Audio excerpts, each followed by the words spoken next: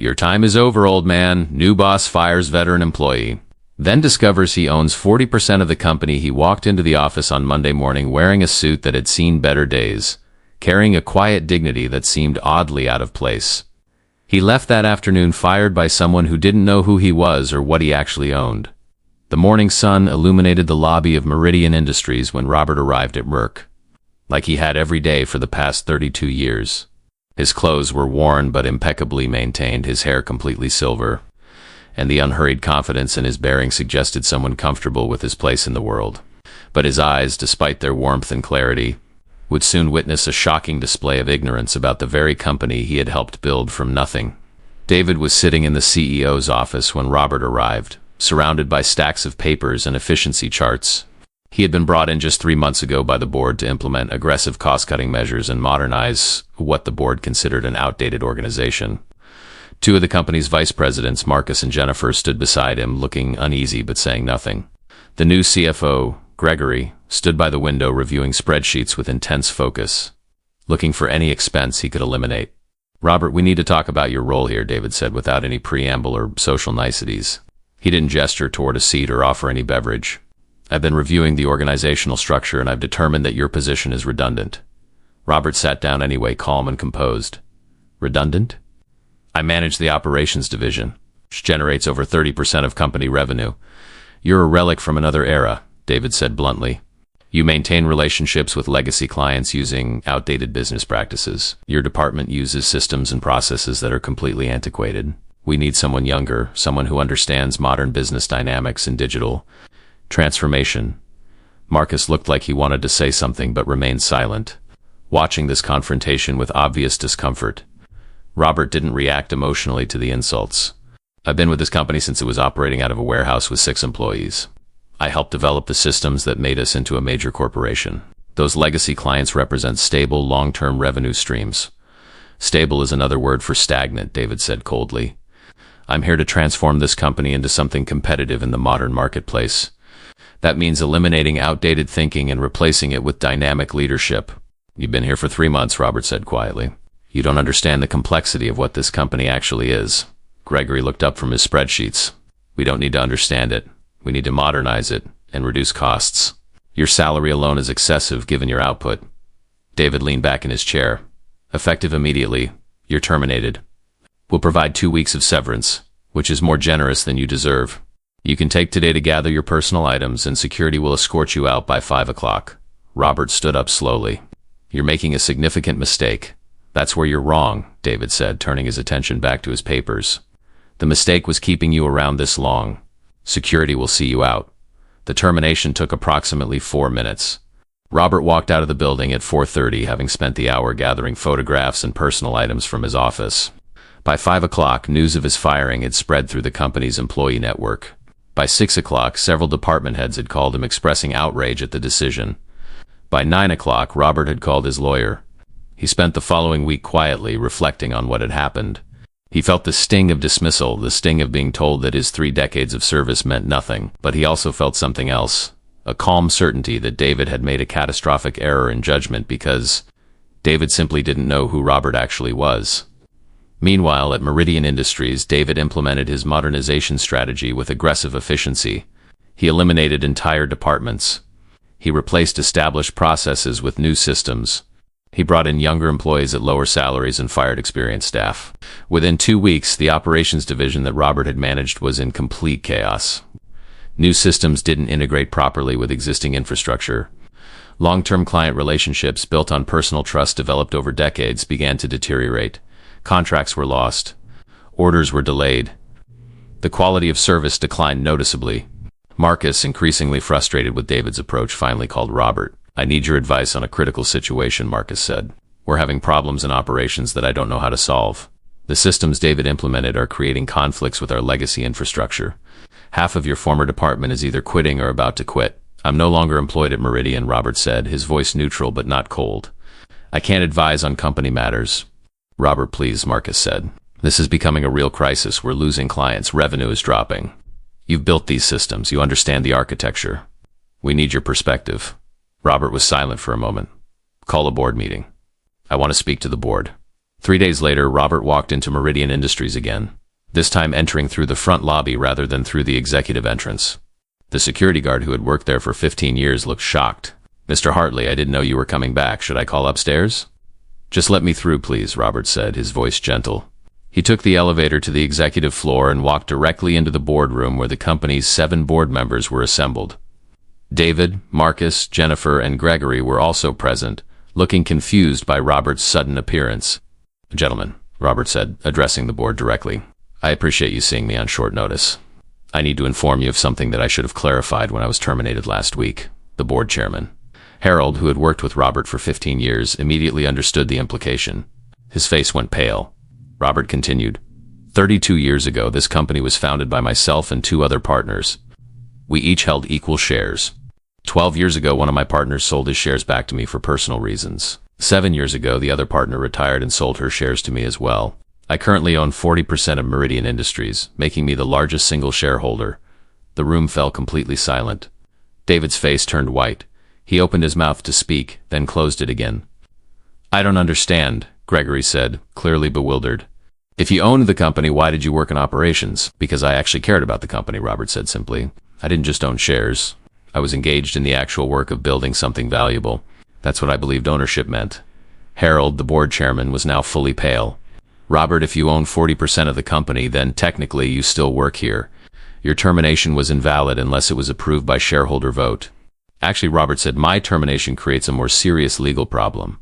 As the largest shareholder, I can claim that my firing was retaliation for my status as a major shareholder. I can argue that David, in his first 3 months, has taken actions that have damaged shareholder value. I have documentation of the revenue decline, the lost contracts, the employee departures.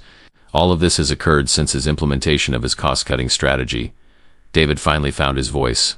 "I didn't know. No one told me you were a major shareholder. I was just trying to modernize the company based on the information I was given." "You were given plenty of information," Robert said calmly. "You were told I had been here for 32 years. You were told I managed the operations division. You made assumptions instead of asking questions. You had the arrogance to fire someone you knew nothing about." Harold looked at Robert directly. "What do you want to do?" "What I want," Robert said, "is for David to be removed as CEO immediately. I want the board to reinstate me in my operational role. I want the cost-cutting strategy to be halted and reversed where possible. And I want David to apologize publicly to the employees who were fired based on his misguided strategy." The board voted unanimously within an hour. David was terminated for cause based on violation of company policy and damage to shareholder value. Robert was reinstated as both a major shareholder and operational director. The company issued a public statement about the strategic shift in direction. David left the company that day, having destroyed his professional reputation in a single 3-month period by firing the largest shareholder without knowing who he was. Gregory and several other executives who had supported David's approach also resigned or were terminated. Robert spent the following 3 months systematically repairing the damage. He restored the systems that had been eliminated. He personally called major clients to address their concerns and repair relationships. He offered positions back to employees who had been fired, and most of them accepted. He established new mentorship protocols to ensure that experienced staff could not be easily eliminated by future leadership. But Robert's real focus was on reforming Meridian Industries' corporate governance structure. He worked with the board to implement new policies about major decisions requiring multiple levels of approval. He established a committee specifically focused on protecting institutional knowledge and preventing the kind of devastation that had occurred under David's leadership. A year after his dramatic reinstatement, Robert established the Meridian Leadership Institute. The mission was to provide education to business leaders about the true costs of dismissing experienced employees, about the importance of understanding organizational history before implementing drastic changes, and about the hidden value of people who had been with an organization for decades. The Institute's first case study, with detailed documentation, was Meridian Industries itself. What happened under David's leadership became a teaching tool used in business schools across the country. How a CEO fired the majority shareholder without knowing it became one of the most popular case studies in organizational management classes. Robert began speaking at business conferences about institutional knowledge and organizational resilience. His story became legendary in business circles, often cited as a cautionary tale about the dangers of arrogance and ignorance in leadership. I was terminated for being too old, too outdated, too expensive, Robert told an audience of 500 business leaders. What my terminator didn't know was that I owned 40% of the company he was managing. But that's not really the point. The point is that I was terminated because someone made assumptions without gathering information. That's a leadership failure that exists regardless of what I owned. The audience listened intently. The deeper issue, Robert continued, is that we have created a business culture where youth is automatically assumed to bring value and age is automatically assumed to bring obsolescence. We have created a culture where people with 30 years of experience can be dismissed as irrelevant. And we have created systems where experienced employees can be terminated without anyone understanding what they actually contributed to the organization. He paused, looking out at the sea of faces. What happened at Meridian Industries happened because one person didn't do basic due diligence. He didn't ask questions. He didn't understand history. He had the arrogance to believe he could improve a company without understanding what had made it successful. But his arrogance was just a more extreme version of what many leaders do every day. Underestimate the value of experience. Overestimate the value of youth and novelty, and make decisions without full information. Within 3 years, Roberts Institute had worked with over 50 companies to evaluate their organizational practices around institutional knowledge and experienced employees. The results were striking. Companies that valued experienced employees had significantly lower turnover rates, better client retention, and higher profitability than companies that actively pushed out older workers.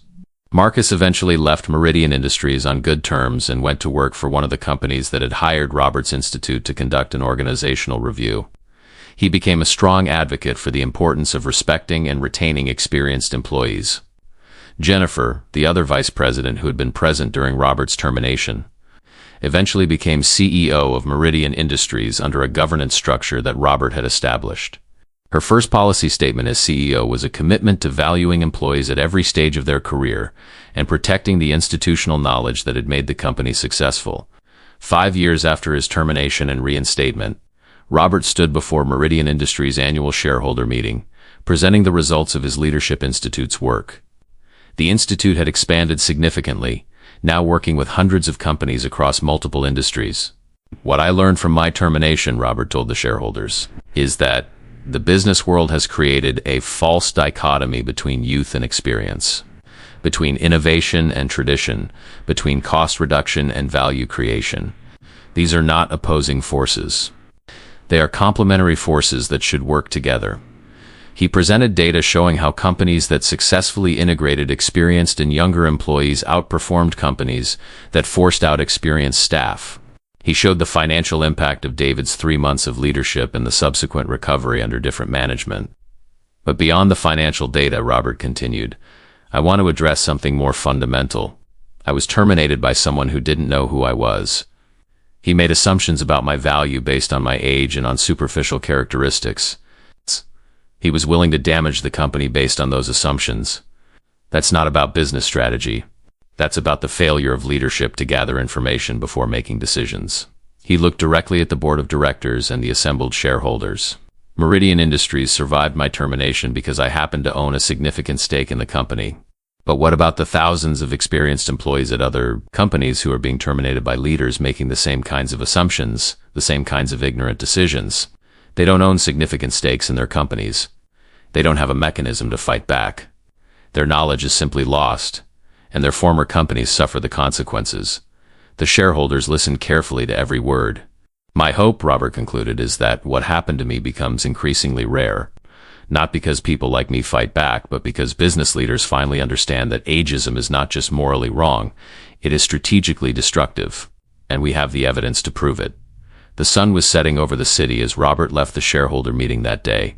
Below, the streets were filled with experienced workers, many of them vulnerable to the same dismissal that had nearly ended his career. Some of them had probably been fired already by leaders making the same kinds of ignorant assumptions that David had made. Some of them would never get the chance to fight back, to prove the value they still possessed. Robert thought about the journey from that Monday morning when he was terminated to this moment now. It wasn't a simple story of vindication, though it contained that element. It was a story about the invisible hierarchies that govern business, about the assumptions we make based on appearance and age, about the consequences of arrogance in leadership, and about the surprising resilience of people who understand their own value even when others dismiss it. Tomorrow he would return to his work at Meridian Industries and at his institute, helping companies and leaders understand the true costs of their biases. But tonight he allowed himself to observe the city, grateful for the circumstances that had allowed him to fight back, and hopeful that his work could help create a business culture where others didn't have to be majority shareholders to prove their worth.